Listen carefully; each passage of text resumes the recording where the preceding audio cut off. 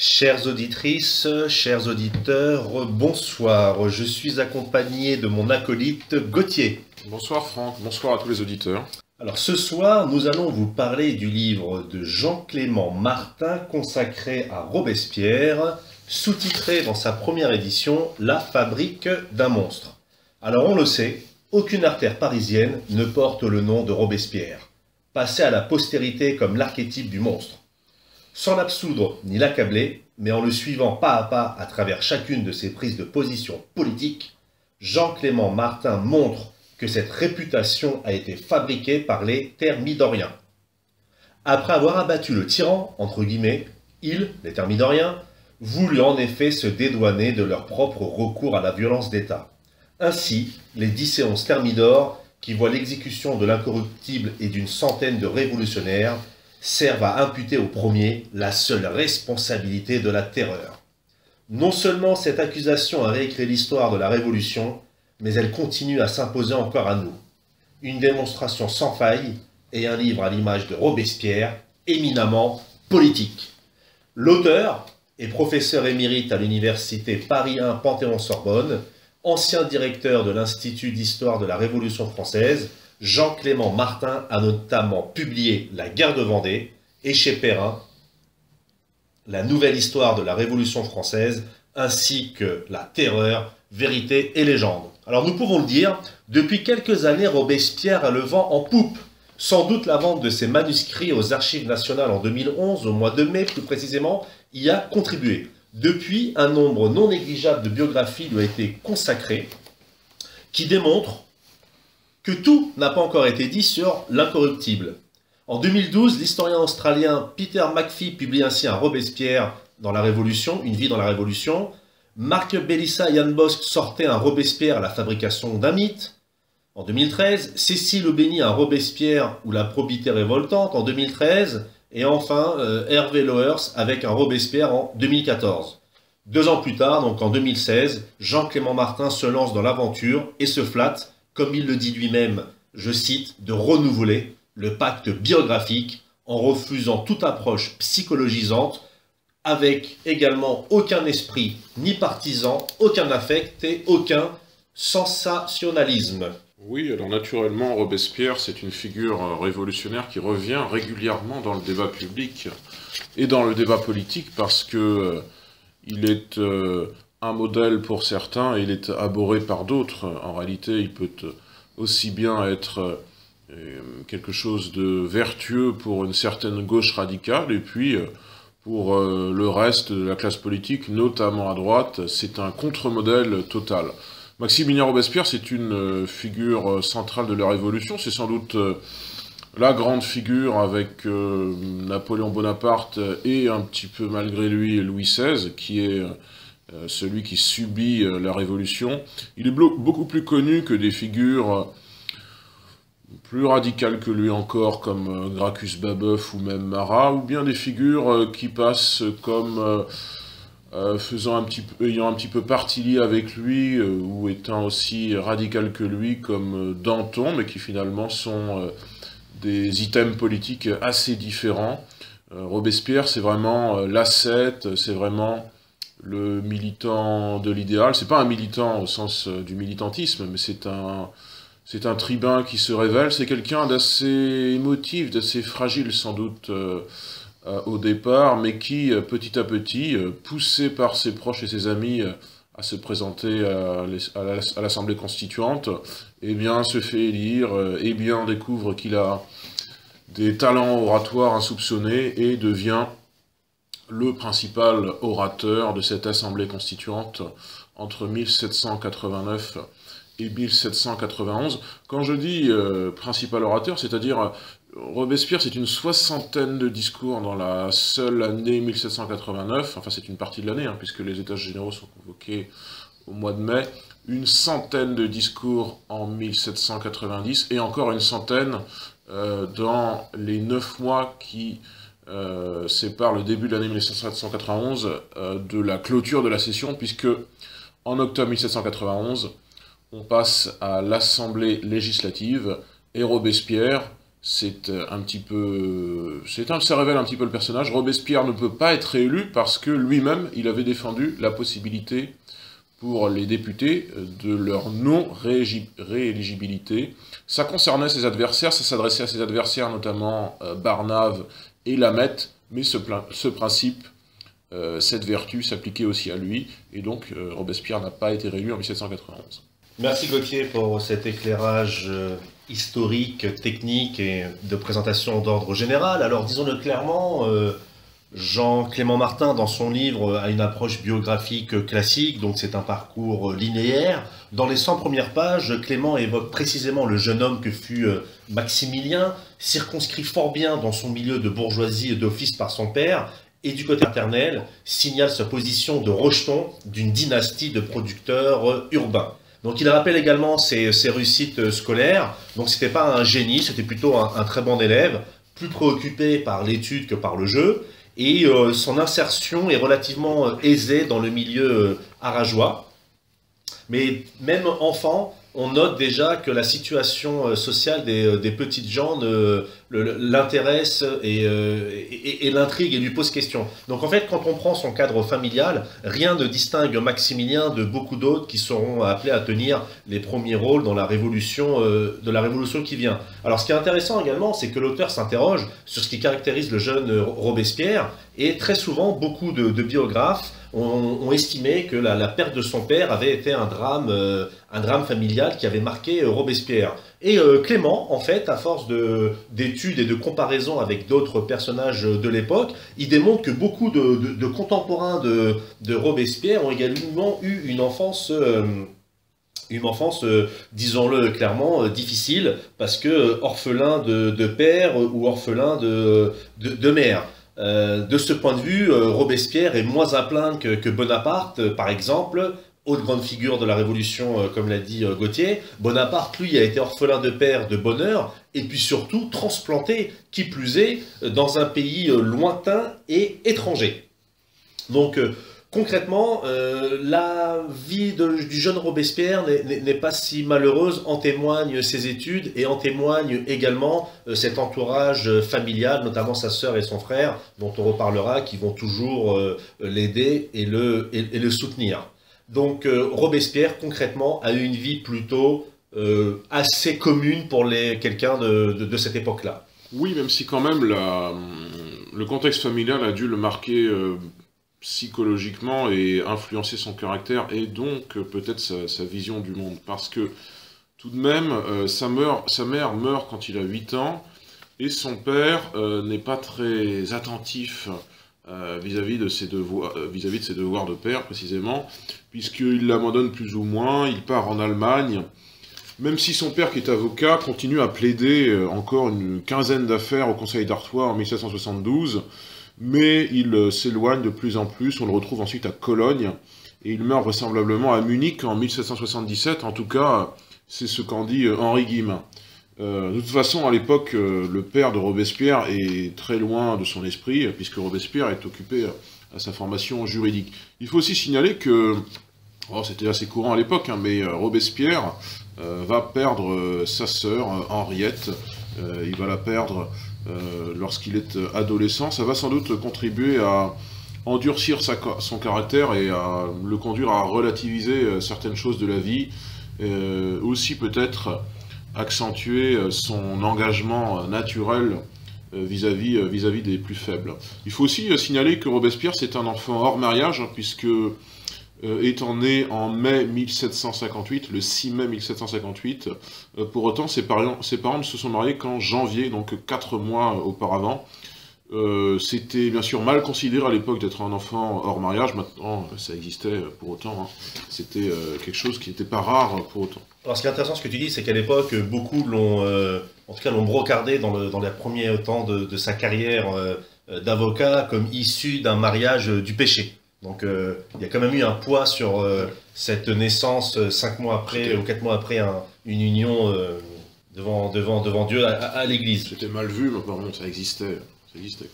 En tout cas, Robespierre, de cette enfance difficile, douloureuse, tire sans doute des armes, une certaine résolution, une certaine fermeté d'esprit, et il s'engage dans une douzaine d'années de formation au prestigieux collège Louis-le-Grand à Paris.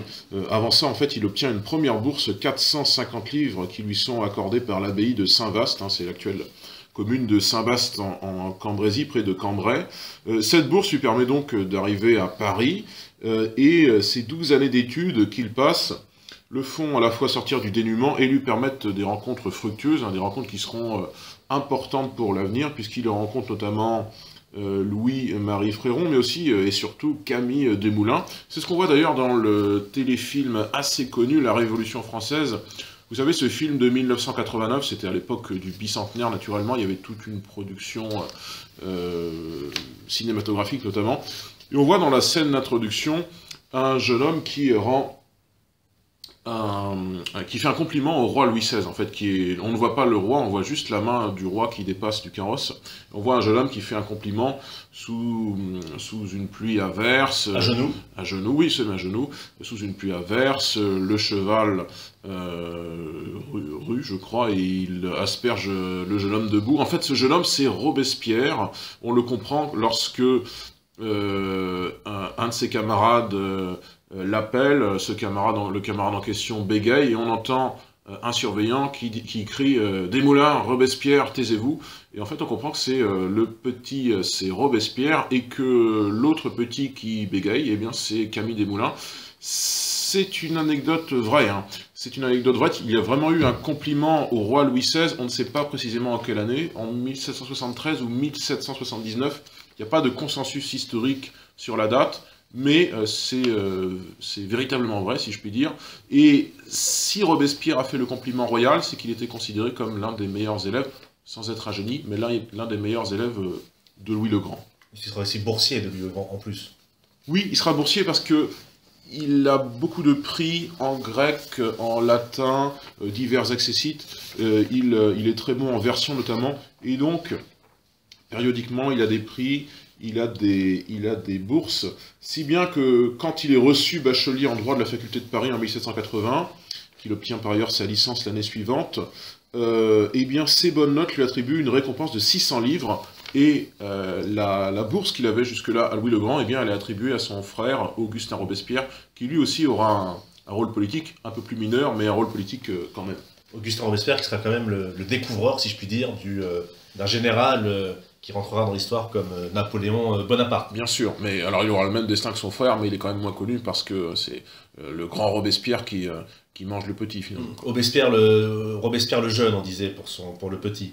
Alors, par rapport à Robespierre, ce qu'on peut également dire, c'est qu'il n'a pas le goût de l'aventure, comme par exemple Brissot, qui va de Genève ou aux États-Unis, en passant par la Hollande ou l'Angleterre. Il n'écrit pas non plus, tel Sieyès ou Condorcet ou Pétion, des pamphlets à l'endroit de la royauté ou de la monarchie ou du roi. Très vite, même s'il commence à s'intéresser aux activités politiques, il est plutôt Gautier, disons-le clairement, légaliste. Donc au début, lorsqu'il commence à réfléchir à la politique, oui, il a des idées plutôt égalitaires, on dirait des idées de gauche, mais il n'est pas encore dans cette option, dans cette volonté de remettre en cause le système. Une des idées majeures de Robespierre qu'il a acquise très tôt est la suivante. Il a la conviction que tous doivent être représentés, qu'ils soient ou non membres d'une corporation. Donc le petit avocat de province ne présente aucune particularité qui pourrait expliquer sa renommée future, si ce n'est un cadre familial bien évidemment un peu compliqué, mais somme toute classique, mais surtout un réseau de famille, un réseau familial qui va l'aider, et également, déjà on le note, quelqu'un qui est gros travailleur, qui lit beaucoup, qui écrit, qui a des bourses, mais encore une fois, il ne se signale pas par un livre ou par des brochures ou des brûlots anti-royalistes bien avant la Révolution. Il va avoir en fait dans sa carrière d'avocat une affaire qui va le faire connaître dans la région et également par extension à la France, voire même dans l'Europe. C'est une affaire assez cocasse, si je puis dire. C'est l'affaire Gautier du paratonnerre. Oui, alors on la trouve cocasse parce que maintenant, qu'est-ce que c'est un paratonnerre sinon un objet assez ordinaire et même un petit peu, qu'on pourrait juger un peu ancien. À l'époque, un paratonnerre, c'est une révolution pour le coup, c'est un objet qui est donc de découverte et de confection assez récente, c'est un objet du XVIIIe siècle. C'est un objet dont on connaît mal encore les propriétés et dont un certain nombre d'esprits sceptiques vis-à-vis des progrès de la science jugent que c'est peut-être quelque chose qu'il ne faut pas faire et qu'il faut peut-être laisser tomber la foudre là où elle doit tomber, et qu'un paratonnerre, c'est peut-être un peu, à une toute petite échelle, l'homme qui se prend pour Dieu. Et il y a donc cette affaire en mai 1783 du paratonnerre, le paratonnerre de Vissery. Cette affaire distingue Robespierre parmi ses pairs, sur fond donc de scepticisme face au progrès de la science.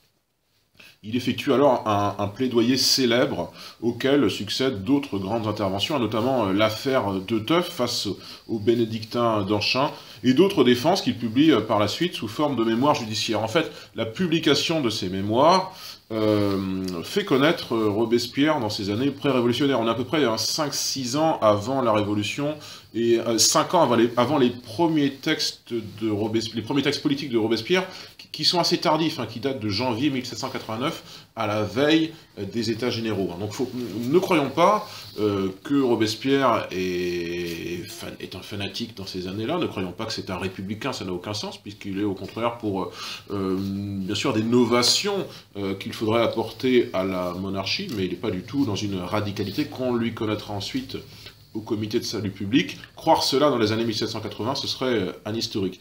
Pour l'instant, concernant les suites du paratonnerre de Vissery et de l'affaire de Teuf et la publication de ses mémoires judiciaires, cette éloquence le conduit, par exemple, à être accueilli au sein de l'Académie royale des belles-lettres d'Arras. Ça, c'est le 15 novembre 1783. Il est parrainé, c'est intéressant, notamment par 2 hommes. Alors l'un, c'est assez logique, c'est Antoine-Joseph Buissart. Pourquoi le parraine-t-il? Parce que il est son ancien collaborateur dans l'affaire du paratonnerre, et l'autre parrain, c'est assez intéressant pour l'avenir, c'est Gracchus Babeuf. Gracchus Babeuf, c'est la figure de la conjuration des égaux, c'est naturellement l'animateur d'un mouvement qui s'appelle le babouvisme, qui est une sorte de pré-communisme. C'était une figure picarde, Babeuf, il va mourir en 1796, un peu plus tard que ceux qui tomberont sous les coups de Thermidor et a fortiori des Girondins. Voilà, donc Babeuf, comme ça, a eu partie liée quelque temps avec Robespierre. C'était avant que Babeuf ne critique Robespierre et ne l'accuse, s'agissant des guerres de Vendée, de populicide. On ne disait pas génocide à cette époque, Franck. Bien évidemment, donc on peut également noter qu'en 1787, donc toujours 2 ans avant les débuts de la Révolution, la convocation des États généraux, qui a lieu le 5 mai, comme chacun sait. En 1787, il intègre à Arras donc les Rosati, donc c'est un petit cénacle poétique fondé donc le 12 juin 1778 par un groupe d'officiers et d'avocats qui l'accueillent dans les rangs. Et donc Louis-Joseph Leguet, son collègue au barreau et à l'Académie, donc prononce son discours de réception. Et donc on sait que dans cette société, donc on chante des couplets et on compose des vers, et on apprend justement que Robespierre, en réception, au discours de réception d'un nouveau membre, il déclame, je cite, un éloge à la rose. Autre point important, durant toutes ces années, on lui connaît aucune fréquentation, si je puis dire, pardonnez-moi l'expression, féminine. Maximilien Robespierre reste célibataire. Alors certes, il a eu apparemment une ébauche d'idylle avec une certaine mademoiselle Deshayes, amie de sa sœur. Il y aurait également une jeune Anglaise inconnue, mais on ne lui prête pas de relation officielle. Et même pire, ce dont l'accusera plus tard Danton, de ne pas avoir connu de relations charnelles. Alors il faut savoir qu'on est en plein XVIIIe siècle et Robespierre est imprégné des idées idéalistes de Rousseau. Il dira que Rousseau est la personne qui a le mieux écrit sur l'homme, étant donné que Rousseau était l'exemple même de l'homme. Donc il participe à la vie politique dans sa province à la veille de la Révolution, et en janvier 1789, son premier grand livre est connu, c'est un mémoire, plus exactement, un mémoire, Gautier, à la nation artésienne sur la nécessité de réformer les États d'Artois. Il sera réédité en version augmentée en mars-avril. Et puis, quelques mois plus tard, donc en avril, il écrit une autre brochure. Cette fois-ci, elle est beaucoup plus vive, qui s'intitule, c'est déjà un programme, en soi, les ennemis de la patrie. Oui, ça c'est au printemps en 1789. C'est alors que se préparent les États généraux pour la première fois depuis quasiment 2 siècles. Donc naturellement, ça suscite une certaine effervescence politique et éditoriale. Juste pour revenir quelques instants sur la vie sentimentale de Robespierre, moi j'en ai 2 conclusions. J'ai cru comprendre, et c'est toujours l'image que j'en ai eue, d'ailleurs ce livre n'a pas vraiment démenti l'image que j'en avais, que c'est un ascète, y compris sur le plan sentimental, et pour parler crûment, sur le plan du sexe.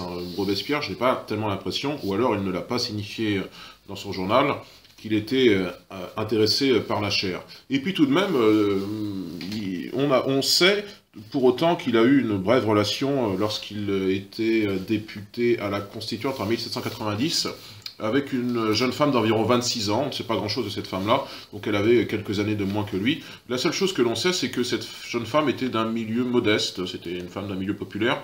Ça montre aussi qu'il avait une certaine compréhension de la question sociale et que il pouvait tout à fait fréquenter, même si ça n'était pas sérieuse, quelqu'un qui n'était pas une prostituée, qui était simplement une femme simple, une femme ordinaire. Un comportement qu'on n'aurait pas forcément retrouvé chez les parlementaires de l'époque, chez le personnel de l'époque, même le personnel du tiers-État, puisque Robespierre était élu du tiers-État.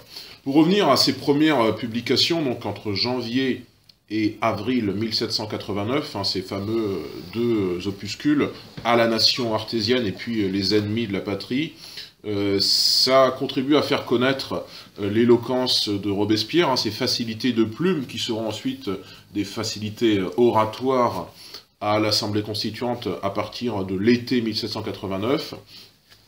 Et avant cela, poussé donc par des amis et poussé par sa famille, Robespierre se porte candidat à la représentation du tiers-État aux États généraux.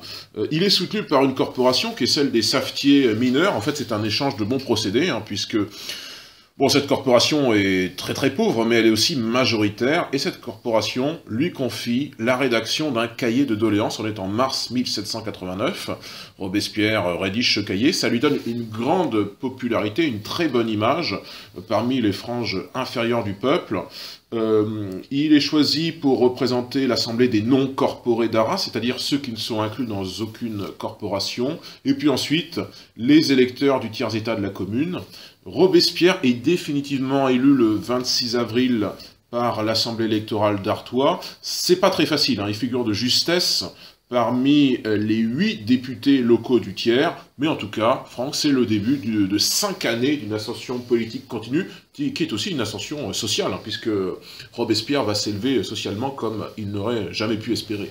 Alors justement, c'est intéressant ce que tu dis, parce que cette renommée, il va l'acquérir avec la Constituante. Mais il va l'acquérir à la fois par un certain sens politique, mais surtout par le maintien de principes aussi bien politiques que sociaux ou économiques. Il s'exprime en réalité très peu, ni sur les émeutes de 89, ni sur les difficultés du ravitaillement. Les questions institutionnelles, en réalité, le passionnent, que ce soit sur le veto du roi, la loi martiale ou le droit de vote. Mais il n'est pas l'homme taciturne de la légende, contrairement à ce qu'on raconte. Très rapidement, Robespierre cultive des relations avec les plus grands patriotes de l'époque, à savoir par exemple la famille Roland. Il fait également partie du club des Jacobins, à savoir les amis de la Constitution. Mais il est très loin déjà de l'engagement véhément d'un Danton ou d'un Marat. On est plutôt dans une optique plutôt discrète. Donc concrètement, Robespierre, lui, poursuit son apprentissage de député de la nation et il se cherche un style. Robespierre ne se lance pas dans des propositions radicales, il reste encore et toujours légaliste. Mais il n'est pas encore républicain, pas plus qu'il le sera en 1791, quand s'amorce un courant en faveur de la République suite à la fuite de Varennes. Entre-temps, disons-le, il s'est exprimé en faveur du peuple, du bas peuple. Il a critiqué le marque d'argent qui excluait une grande partie des Français des élections. Donc déjà, à l'époque, il est contre le suffrage censitaire. C'est quelque chose qui aujourd'hui nous paraît, pour beaucoup de personnes en tout cas, paraît logique. Mais à l'époque, c'est quelque chose de très novateur de défendre l'idée que même ceux qui ne payent pas l'impôt puissent voter. Il a également parlé en faveur de la liberté de la presse et également de celle de l'opinion. Ouais, alors c'est intéressant ce que tu disais en termes d'anecdotes sur le style un petit peu, je sais pas si on peut dire technique, mais moins lyrique, moins enflammé qu'un Danton, le style oratoire, parce que tout de même, ceux qui ensuite se revendiquent politiquement de Robespierre, y compris à la Chambre, des hommes comme Léon Gambetta, comme Jean Jaurès, comme Georges Clemenceau, et de manière beaucoup plus actuelle, un homme comme Jean-Luc Mélenchon, se revendiquent de Robespierre, n'ont pas du tout le même style oratoire, pour peu qu'on puisse en juger, puisque naturellement il n'y a pas d'archives sonores de Robespierre, évidemment ça n'existe pas, mais il y a naturellement les comptes rendus de l'Assemblée constituante et du Comité de salut public, où on voit bien quelles sont notamment les réactions sur les divers bancs, vous savez ce qu'on appelle mouvements divers, etc., lorsque Robespierre déclame. Eh bien les gens qui se revendiquent de lui, au XIXe siècle et jusqu'à maintenant, sont des gens qui ont un style tout à fait différent et qui donc peut-être fantasment Robespierre qui n'existe pas tout à fait. Robespierre est quelqu'un qui sait bien écrire, qui sait bien parler, mais qui a un style oratoire à la fois élégant et assez convenu, pas d'enflammation lyrique a priori, mais des grands discours, souvent des discours fondateurs, puisqu'il y a des discours très connus à partir de sa première intervention le 18 mai 1789, le discours notamment contre la loi martiale le 21 octobre, contre le marc d'argent, tu l'as dit Franck, le marc d'argent donc relatif au suffrage censitaire, ça c'est le 25 janvier 1790, et puis par la suite d'autres discours très forts, pour le droit notamment des Avignonnais à se soustraire à l'autorité pontificale, parce qu'à l'époque Avignon était sous l'autorité de Pie VI, Avignon ce n'était pas en France.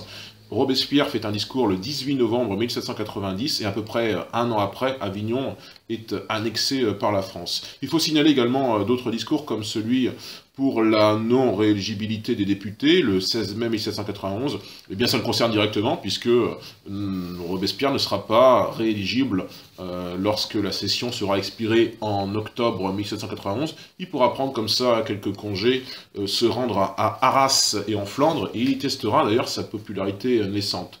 Un autre grand discours, c'est aussi un des premiers discours pour l'abolition de la peine de mort. Franck, on est le 30 mai 1791. Oui, 30 mai 1791.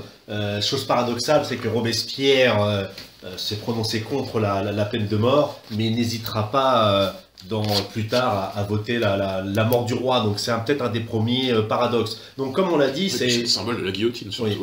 Comme on l'a dit, c'est au cours de la Constituante qu'il fait sa renommée. Et à l'époque, il y avait trois députés très populaires qui sont Buteau, Piéton et Robespierre. On raconte qu'une fois, ils ont été acclamés par la foule et qu'ils ont même été couronnés de chaînes. Sûrement une référence à la Rome ou à la Grèce antique. Mais ce succès, en réalité, est sans conséquence directe. Jean-Claude Martin explique que très souvent, Robespierre n'a pas pu imposer ses vues. Par exemple, c'est Pétion qui est élu maire de Paris, et non Robespierre. Lorsque Robespierre essaie de s'imposer au club des Jacobins, il doit affronter des nouveaux rivaux, qui sont les futurs Girondins, les Brissotins plus exactement, parce que Brissot venait de Gironde, et les Brissotins, comme chacun sait, vont exercer une grande influence tant à l'Assemblée législative qu'aux Jacobins, notamment sur la question de la guerre. Donc la question de la guerre va amener en fait une rupture irréversible, une réconciliation impossible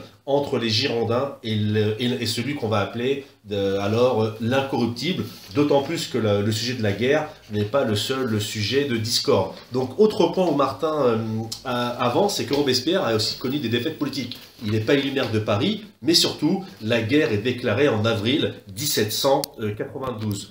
Le fait que la guerre ait été déclarée en 1792 montre bien que Robespierre n'a pas su imposer ses convictions et que ce sont ses rivaux qui l'ont emporté. Tout le monde ou presque connaît ce fameux discours « Le peuple n'aime pas les missions armées » et il disait aussi qu'on n'emporte pas la liberté à coups de fusil et à coups de canon.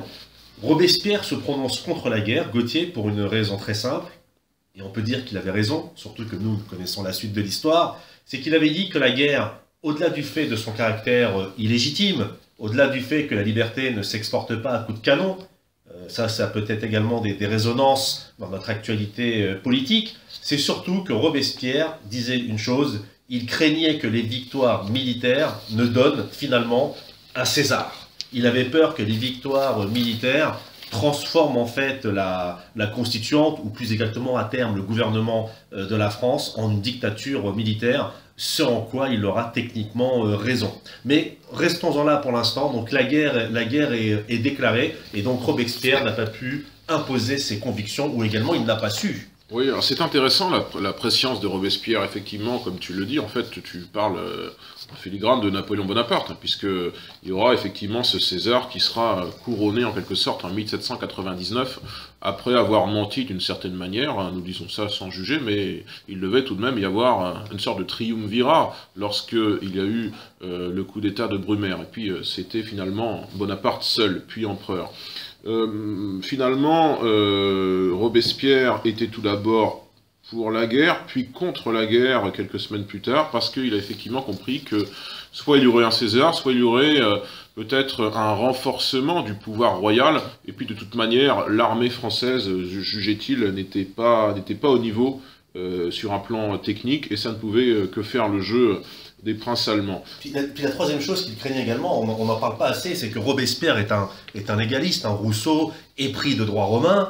Ça me rappelle Brutus lorsqu'il veut tuer César, il s'imagine toujours respecter le cadre légal romain, mais Robespierre avait également dit que la défaite militaire aurait également pu entraîner l'anarchie. Donc en fait, Robespierre, contrairement à ce qu'on dit, il a plutôt une position, on va pas dire de modéré, mais médiane. Il veut pas de renforcement de pouvoir royal, il ne veut pas non plus que le pays sombre dans la dictature militaire, mais surtout, en tant que légaliste, il abhorre la canaille, il abhorre la foule, et surtout, il craint plus que tout l'anarchie politique qui découlerait de défaites militaires. Puis il y a tout un biais chez Robespierre, c'est qu'il croit toujours que la menace est avant tout intérieure. La menace, elle sera, selon lui, en Vendée, elle peut être, selon lui, dans les visées de Piscis vis-à-vis d'Avignon, ce genre de choses. Pour lui, la menace n'est pas à Coblence, la menace n'est pas à Montmédy, ville vers laquelle Louis XVI voudra fuir avant d'être arrêté à Varennes. Pour lui, la menace n'est pas là. Il y a aussi un certain paradoxe, c'est que donc Robespierre en arrive à être convaincu de la nécessité de ne pas faire la guerre, alors qu'il passe pour une figure radicale, ce qu'il sera naturellement. Il ne s'agit pas de le nier à partir de l'année de la terreur, 1793-1794, alors qu'une figure comme Brissot, figure éminente de la Gironde, lui veut la guerre, il veut la guerre contre les princes allemands, alors que les Girondins passent pour des gens, somme toute, assez modérés. Pour revenir un petit peu en arrière sur un des nombreux avatars politiques de Robespierre, et une preuve que son ascension gênait un petit peu politiquement, qu'on lui a mis des chausses-trappes pour qu'il ne réussisse pas aussi bien qu'il aurait pu réussir, c'est l'épisode de la présidence ratée de l'Assemblée, puisque il devait être élu président Robespierre, et puis les modérés, la majorité modérée, lui oppose un obscur député qui s'appelle Dauchy, qui l'empêche d'accéder à la présidence de l'Assemblée en juin 1791. Ça contribue à le rapprocher de plus en plus des Jacobins, qui viennent de le proposer comme candidat le 3 juin 1791. Ça aussi, ça l'éloigne aussi de figures comme Mirabeau, hein, qu'il juge immoral. Une rupture est d'ailleurs intervenue quelques mois auparavant, le 6 décembre 1790, une rupture entre Robespierre et Mirabeau. Et dans le même temps, Robespierre se distancie de plus en plus de la Gironde. Il l'explique dans son journal notamment, qui s'appelle Le Défenseur de la Constitution. On revient au côté légaliste dont tu parlais, Franck. Parfois, Robespierre est aussi capable de refuser la parole à ses adversaires. Là, on voit bien les aspects assez radicaux du personnage. C'est notamment attesté vis-à-vis de Lameth, hein, puisque Robespierre lui avait refusé la parole sur la question de l'égalité des Blancs et des Métis dans les colonies. Naturellement, Robespierre était pour, et cette scène, Franck, c'était le 13 mai 1791. Oui, c'est intéressant que tu parles de la rupture entre Mirabeau et Robespierre, parce que Robespierre verra toujours Mirabeau comme un jouisseur, justement lui qui fréquentait beaucoup les femmes.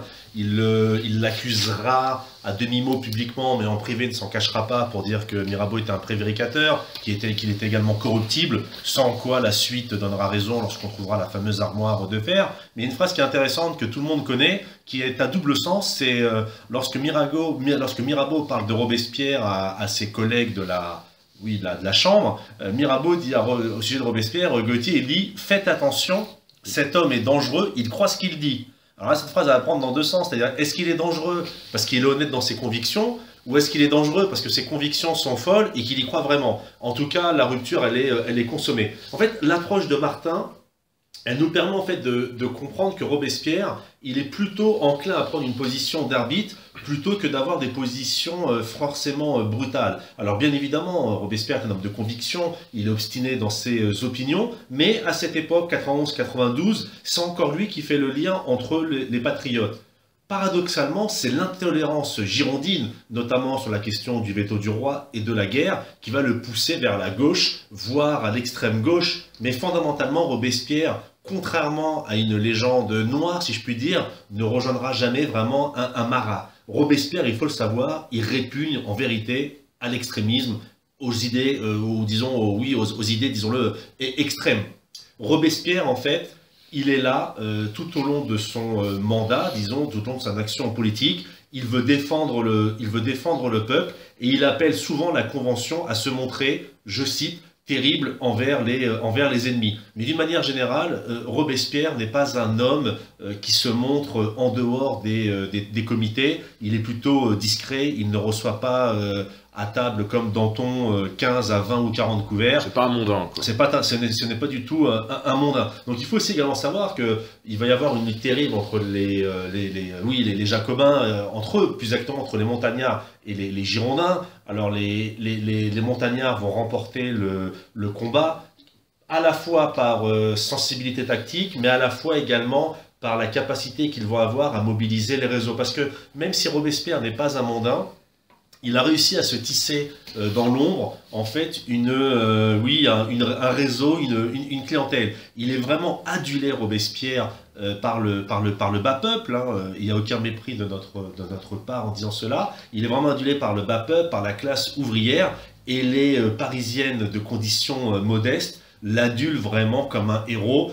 Certains adversaires de Robespierre diront que Robespierre est adulé comme un héros antique. Donc ce qui est intéressant, c'est que Robespierre, il est contre la guerre, d'où la rupture avec les Girondins, et à plusieurs reprises, on le voit, il protège des gens de la mort, il protège Camille Desmoulins. C'est également lui qui protège 70 sympathisants girondins que Hébert aurait voulu voir juger et donc mourir plus vite. Alors par contre, contrairement à ce que tout le monde en dit, et Jean-Clément Martin insiste là-dessus, ce n'est pas lui qui crée le tribunal révolutionnaire ou qui met la terreur à l'ordre du jour, pas plus qu'il n'invente le culte de l'être suprême. Tout ceci existera avant lui.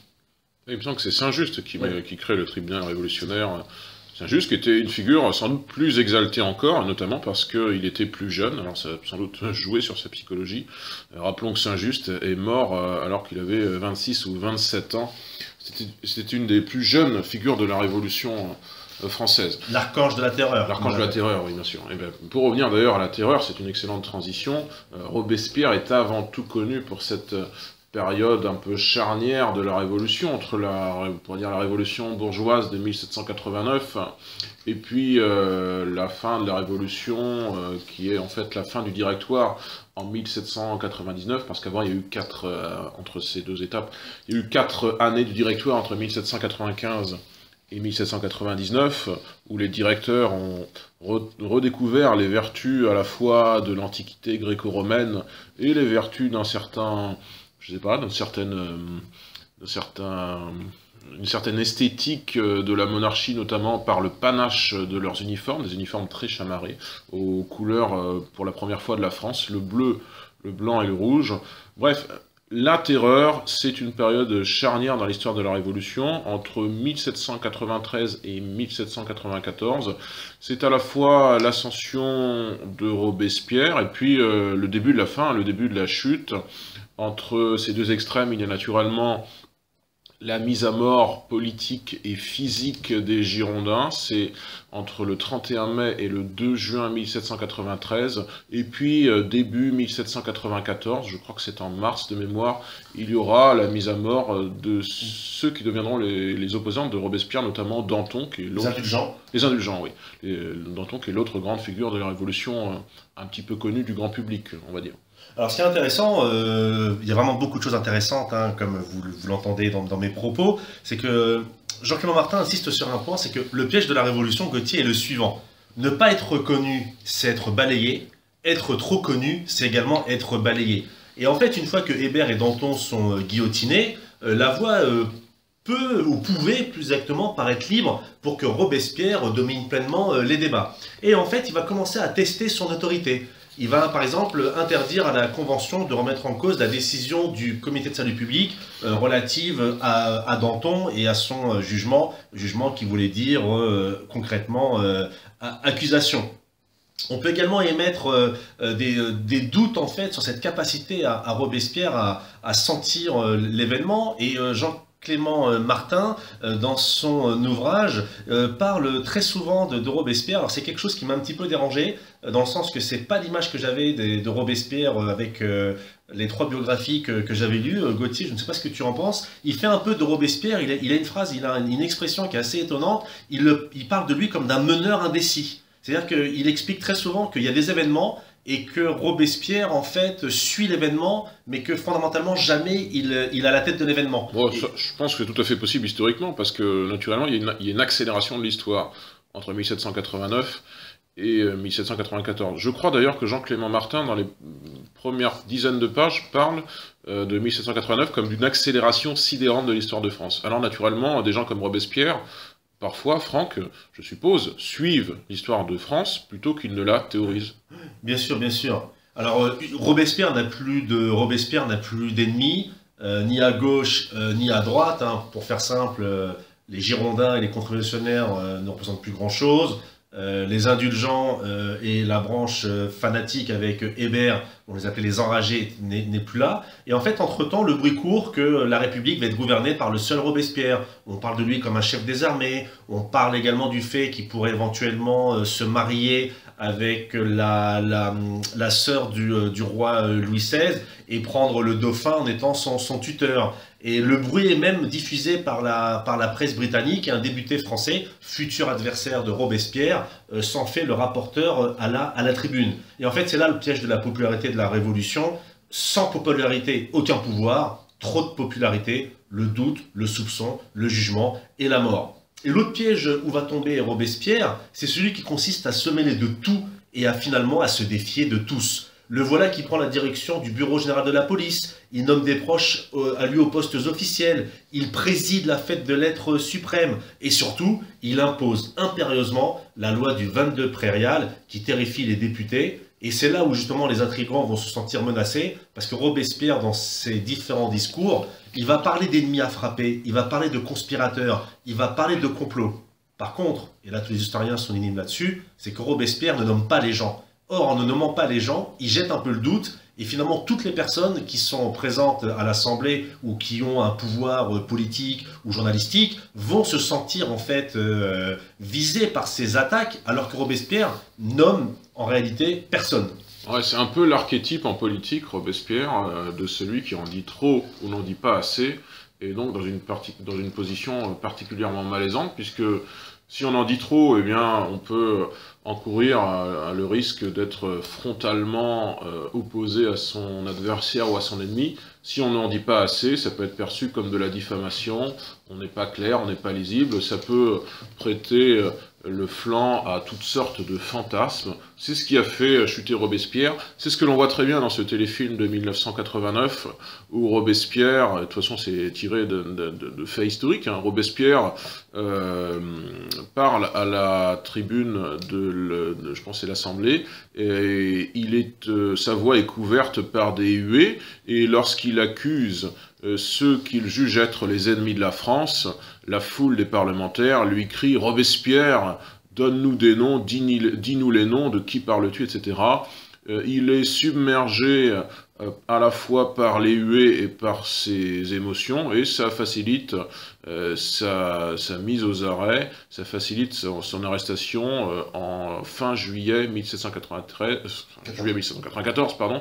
C'est vraiment le début de la fin. Avant ça, on n'en a pas parlé, on aurait peut-être dû en parler quelques minutes, il y a naturellement l'exécution du roi Louis XVI, événement capital dans l'histoire européenne, qui est largement commenté dans les chancelleries, qui est connu naturellement des populations en Angleterre, en Espagne, toute l'Europe en parle, toute l'Europe s'étonne de cette nouvelle. Le 21 janvier 1793, Louis XIII est donc guillotiné.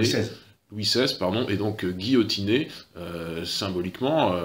Bien sûr, la monarchie reviendra au XIXe siècle avec différents avatars, mais symboliquement, les Français ont coupé la tête d'un régime qui, si l'on remonte jusqu'à Clovis, c'était pas tout à fait la France à l'époque, mais si même on remonte jusqu'à Hugues Capet, avec grosso modo 8 siècles d'âge, c'est un événement politique considérable, bien supérieur en intensité, à mon avis, par exemple, que ce qu'avait fait un siècle plus tôt Cromwell en Angleterre. Vous savez que Cromwell avait lui aussi décapité son roi, il y avait un petit épisode de dictature, un essai de république. Là, l'événement est bien supérieur, ça entraîne par ricochet la radicalisation de la Révolution, ça entraîne donc Robespierre, le comité de salut public, et ça entraîne aussi par contre-coup cet épisode un peu hybride qui est l'épisode napoléonien naturellement, à la fois la fin de la Révolution et sa consolidation dans autre chose qui deviendra le Premier Empire, avec cette France un peu hybride qui déborde de ses frontières naturelles, la France des 130 départements. Et nous voici entrés dans un 19e siècle qui est une séquence historique très différente pour le coup. Oui, alors il faut également rappeler, tu le disais très justement, que Robespierre, parfois en disait trop ou pas assez. Et lorsqu'il a vu, en fait, Robespierre, on va revenir un petit peu avant sa mort, mais au début du mois de juillet 1794, il se retire un peu de la vie publique. Alors on évoquait la maladie, on évoquait également le sens du sacrifice, c'est quelque chose qui revient souvent chez Robespierre. Il parle de sacrifice, d'immolation, même d'autel. Un espèce un peu de vocabulaire biblique qui tend un peu vers un espèce de mysticisme. Ouais, mysticisme, qui tend un peu également vers un certain jansénisme. Peut-être qu'un jour on fera une émission là-dessus. Donc il se retire de la vie publique, mais le mal est fait. Il s'est trop mis en avant. Ses ennemis en profitent pour lui attribuer les jugements et les exécutions arbitraires qui s'emballent depuis son départ. Et en fait, le légaliste qui est Robespierre est alors accusé d'être le responsable de ces abus, et il devient en fait le terroriste par excellence. En fait, ce qu'il faut comprendre, c'est qu'il est sorti vaincu d'un affrontement politique sur fond de guerre civile et étrangère qu'il avait vu venir. Malgré tout, il n'a pas pu en maîtriser le cours, malgré son intelligence, et nonobstant son immense autorité publique. Et donc Robespierre devient pour les partisans du Faubourg Saint-Antoine, pour le peuple de Paris, pour tous ses ouvriers, il devient en fait une idole abattue que ses vainqueurs, issus pour la plupart du même cursus historico-politique, vont transformer délibérément en monstre. Dès le lendemain de son exécution, Barère à la tribune va parler « On a mis fin au règne du tyran ». Tallien, un mois plus tard, parlera également « Nous avons mis fin à un système de dictature ». Et en fait, Robespierre devient un espèce de bouc émissaire qui renvoie en fait à une certaine peur de la bourgeoisie. Et il est une espèce de première incarnation de la catégorie de totalitarisme inventée par Hannah Arendt. Et c'est sur cette idée que s'achève en fait l'ouvrage de Jean-Clément Martin.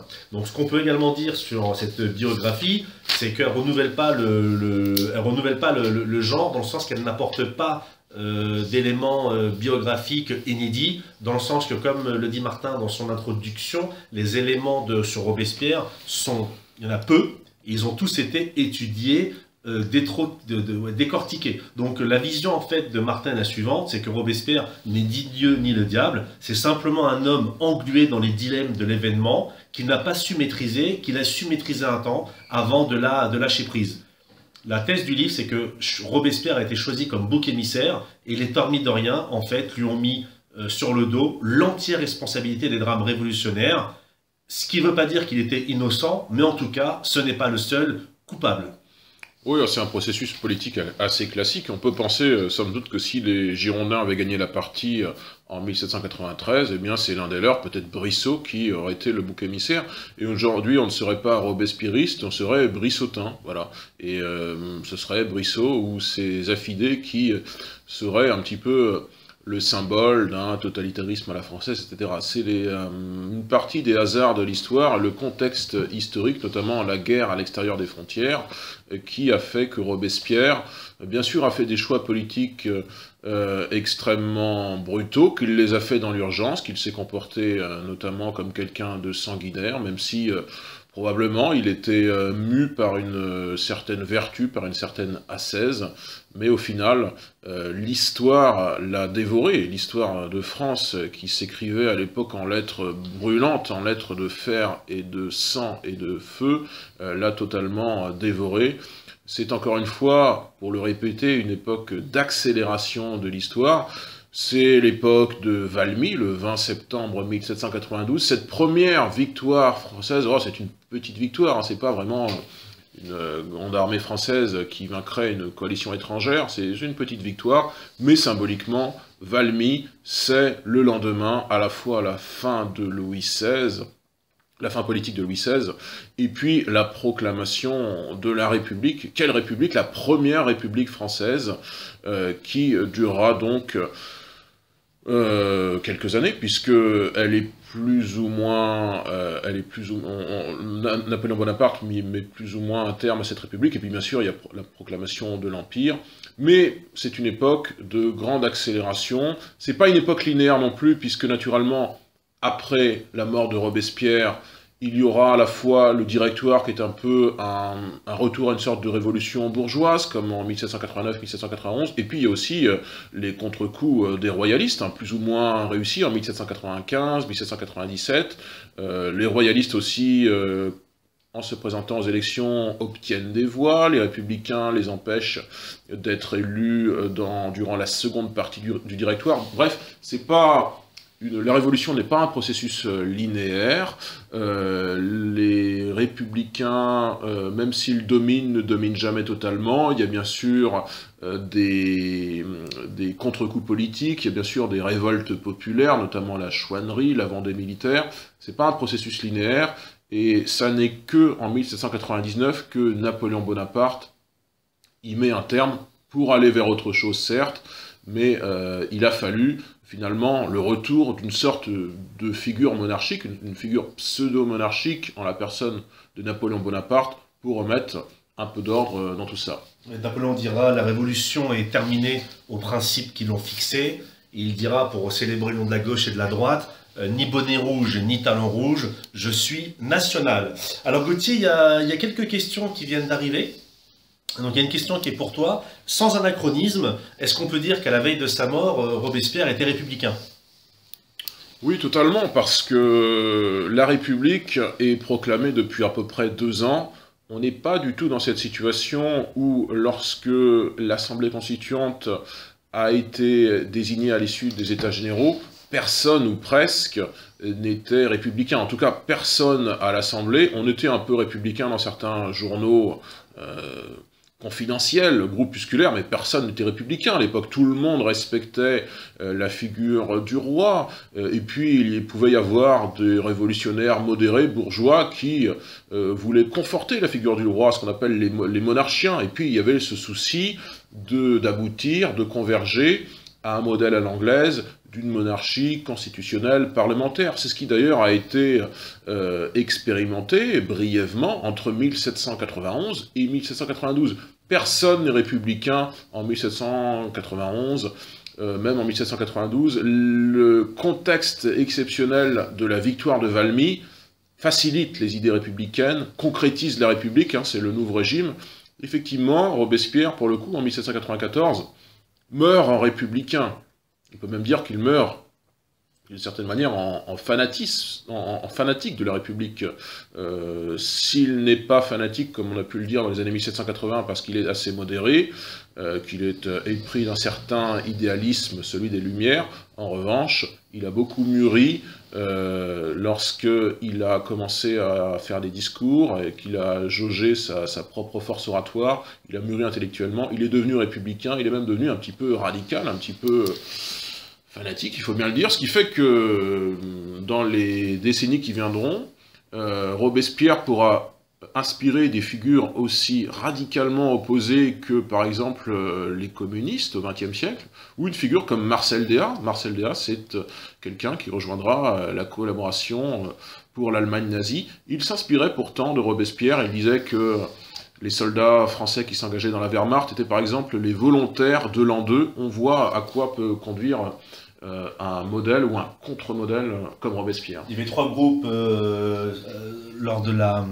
résistance qui s'étaient intitulés les bataillons de Robespierre, les robespierristes de tel maquis, donc la figure de Robespierre a marqué. Alors il y a également une question sur Napoléon, le rapport de Napoléon à Robespierre et à la Révolution.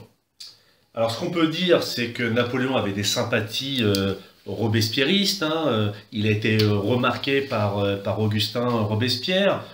On va pas trop s'étendre là-dessus, peut-être qu'on fera un jour une émission là-dessus, mais ce qu'on peut dire, c'est que le cœur de Napoléon ne penchait pas du tout pour la Gironde, ni pour la contre-révolution. Il était plutôt un partisan des idées nouvelles.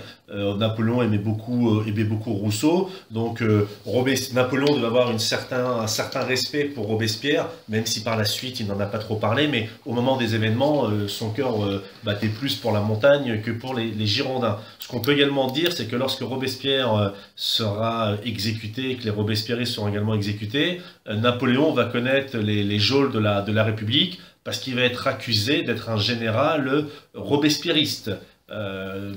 Donc là aussi, on voit bien que l'image de Robespierre, elle était marquée du sceau de l'infamie pour tous ceux qui pouvaient, de près ou de loin, se revendiquer de sa pensée. Ce qu'on peut également rajouter, Gauthier, dans ce rapport de Napoléon à la Révolution, c'est que sans la Révolution, il est fort probable que Napoléon serait resté un officier bon, mais qu'il n'aurait pas pu émerger comme il a émergé par la suite en devenant général de l'armée de l'intérieur, grâce à Barras lorsqu'il réprimande l'émeute royaliste à l'église Saint-Roch, église Saint-Roch à Paris qui garde les stigmates de cette manifestation et de la représentation en fait de l'autorité, à savoir que Napoléon va faire tirer au canon, à la mitraille sur le peuple parisien royaliste.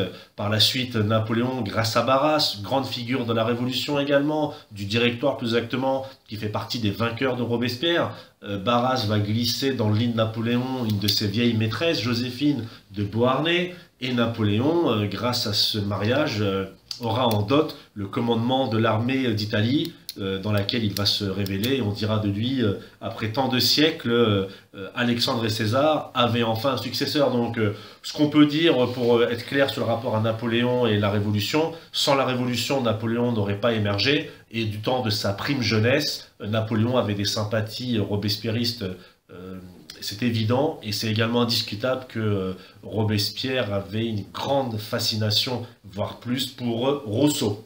Il y a une autre question, Gauthier. On n'a pas beaucoup parlé du rapport de Robespierre à la religion et de la fête de l'être suprême. Oui, parce qu'il y a beaucoup de choses très distinctes, parfois contradictoires, qui se disent sur cette fête de l'être suprême, dont le culte commence à être mis en avant au début de l'été, au printemps 1794. Selon moi, c'est une interprétation personnelle, mais il me semble que Robespierre était déiste, comme pouvait l'être un Napoléon. Il avait en tout cas, je pense, un rapport assez utilitaire à la religion, c'est-à-dire qu'il percevait objectivement comment une religion, quoi qu'on en pense, qu'on soit croyant ou pas, comment une religion est en soi un système de contrôle social, et que eh bien, le fait de croire en quelque chose, le fait d'espérer qu'il y ait quelque chose, un au-delà éventuellement après la mort, ça permet à la population eh bien, d'avoir une espérance. Une transcendance permet de rendre la vie moins difficile en tout cas. Et je pense que Robespierre avait, comme le démontrera Bonaparte une décennie plus tard, une approche assez utilitariste de la foi. Il était, à mon sens, déiste, il était aussi, à mon sens, même si le terme est peut-être anachronique, il me semble que c'est un terme du 19e siècle, plutôt assez positiviste finalement.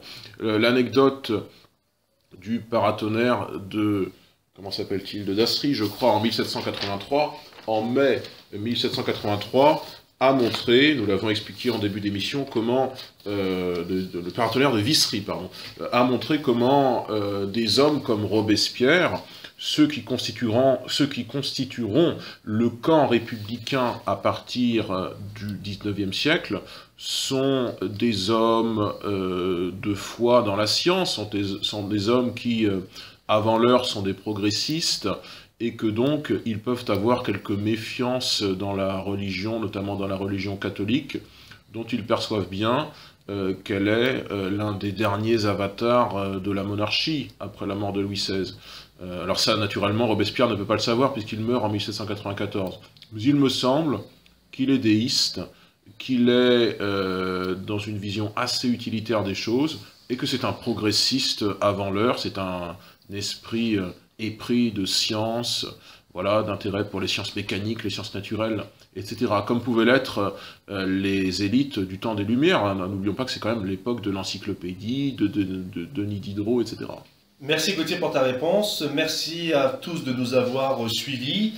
Nous vous remercions une nouvelle fois de votre fidélité et nous vous donnons rendez-vous pour notre prochaine émission, Gauthier, qui sera sur le thème du Brésil. Le 22 avril prochain, nous vous parlerons de l'épopée de Pedro Cabral, qui le 22 avril 1500, un petit peu par hasard, a découvert le Brésil. Vous le savez ou vous ne le savez peut-être pas, c'était l'époque, en 1495, du traité de Tordesillas qui avait partagé le monde, les sphères d'influence entre les Portugais et les Espagnols. On pensait à l'époque qu'il n'y aurait plus grand-chose d'autre à découvrir. On n'avait pas tout à fait compris d'ailleurs qu'il s'agissait, le Nouveau Monde, d'un nouveau continent. On pensait juste que c'était l'Inde. Le nouveau continent avait été découvert 8 ans plus tôt, en 1492. C'est une épopée fascinante que celle de Cabral, c'est aussi les premiers conquistadors, il y aura quelques décennies plus tard Cortés naturellement, et puis les différentes péripéties en Amérique centrale et latine, la découverte du Venezuela, la destruction aussi des empires aztèques et incas, bref, 1500, le 22 avril, la découverte, entre guillemets, puisque c'était pas prévu, du Brésil, ce sera le thème de la prochaine émission sur Fréquence Histoire. Merci Gauthier, merci chers auditrices, chers auditeurs, et à très bientôt pour une nouvelle émission de Fréquence Histoire dont le but est de aimer et de faire découvrir l'histoire. Voilà, mon prochaine émission le 22 avril sur la découverte du Brésil. Merci à tous.